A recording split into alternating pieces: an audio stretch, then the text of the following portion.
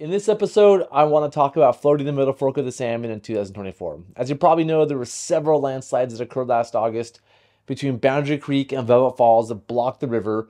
And the river did open up in September, like there was a clear channel, but we don't know if logs will move around, if there'll be more logs, landslides, more logs. We don't exactly know what's going to happen. And so I want to talk about what I know about this and then what we can do to help run our trips, be able to go boating next summer. First of all, I don't know much more than that. I know that the river, there's wood in it. I know that there's sediment. I know that there's going to be new rapids or different rapids, but I don't know what's going to happen. All I can do is hope for high water, more snowpack, because the snowpack right now is around 75% of normal. So I'm going to hope for more snow and that water comes down and moves things around. That's all I can do.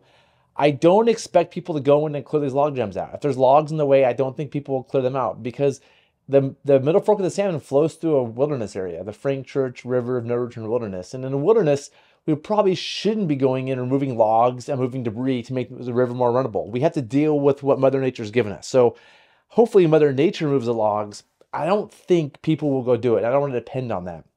And so I think three main things can happen. One is the top section is just impassable. It just isn't doable and nobody can really run from Boundary Creek. I think it could be passable, but would require high level of skills, like solid class 4 skills. And there could be maneuvers that are above really dangerous logs that could be really dangerous maneuvers. So it could be passable, but for people with a high level of ability who are willing to take risk. Or it just could be like passable. There will be new rapids, but it could just be like class 3 plus, easy 4. Hopefully that's what happens, but who knows what's going to happen. And that's my best guess between now and until after the high water comes. So I won't know much more until maybe the end of May. So what can we do if we don't want to run the upper section? And first of all, if it's dangerous and if it requires a high level of skill, you may want to fly into Indian Creek. Indian Creek's at mile 25 on the river. It's pretty common to fly into there. You may want to fly everything in there on airplanes, land it, pump it up, put it down the ramp. Or if you don't know, you can deadhead trips. You can have one person per boat launch at Boundary and float them down the day before. That might be a more expensive way to do it if you have a limited number of people who can row boats that are really solid. Again, so deadheading is you drive to Boundary, one person per boat floats the boats down to Indian, and the rest of the people in more gear flies into Indian, saving money in air traffic. That is a possibility, and it's a deadhead permit that you get the day before your launch.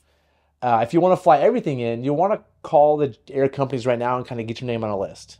Gem Air is asking for a $100 deposit. And, you know, with these air companies, the difference between a normal summer and flying 3, 4, 5 trips a day in is dramatic. They have to do that. They have to have more planes, more pilots, more office staff, more everything. So they have to ramp up to do that. And they're starting to do that.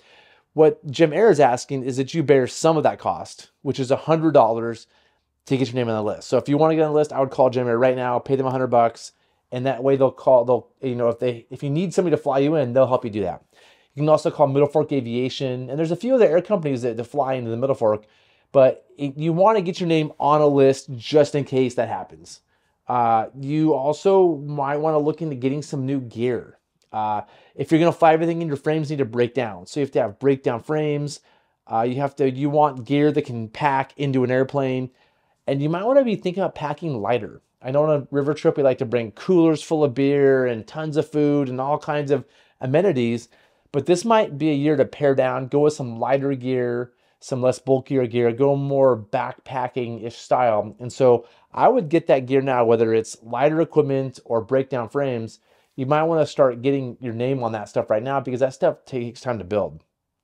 And finally, you may need better skills. Let's say the upper river is more difficult. Let's say it's class 4 and above some like dangerous logs.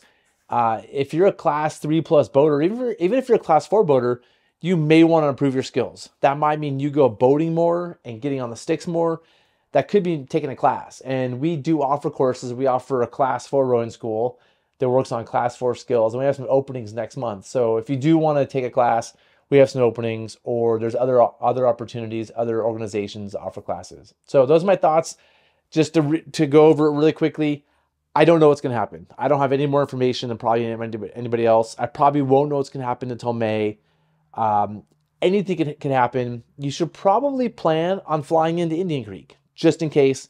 I would call an air company right now, just say, hey, we have a launch on this date. Can we get on the list to do it? If they ask for a deposit, I think you should pay it. Again, because the air companies, it costs them so much money to potentially ramp up to be in a spot. And then think about your gear, get lighter gear, break down frames, and last of all, like just focus on developing your skills, whether it's through a lot of practice or some sort of class. So that's it. If you have more questions or things to talk about, add them in the comments below. If you can predict the future and you know what's going to happen, tell me in the comments because I need to know too. So if you know what's going to exactly happen, if you want to conjecture about it, put that in the comments. And that's it for this episode. See you in the next one. Thanks.